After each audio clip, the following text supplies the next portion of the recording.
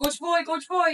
Oh, Anong masasabi mo dun sa statement ni Doc Willie O or sa post niya na ang ikamamatay niya, yung bashers niya at saka toxic stress? magandang tanong yan.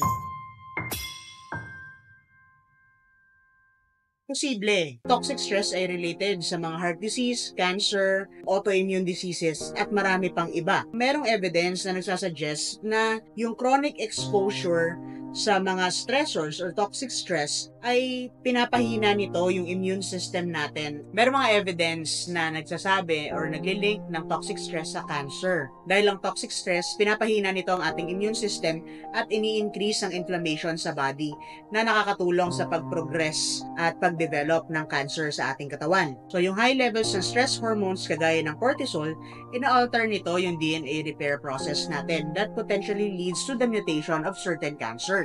Furthermore, yung toxic stress, nagkakaroon tayo ng mga unhealthy coping mechanisms or no coping mechanisms at all. That means that when we are stressed out, sinusuppress natin yung ating nararamdaman. Ganon din yung ginagawa nila kapag tayo ay nagkakaroon ng mga lifestyle changes kagaya ng paninigarilyo, pag-inom ng alak at iba pa. Overall, yung relationship ng cancer at toxic stress ay komplikado at maraming mga factors na pwedeng consider. Pero kung ang tanong mo ay posible ba na dahil sa mga trolls at bashers niya, yung sanhi ng cancer niya, kung wala siyang risk factors at hindi siya nagkaroon ng sapat na coping mechanisms to manage stress hormones level, most probably posible. Because the body will always keep the score.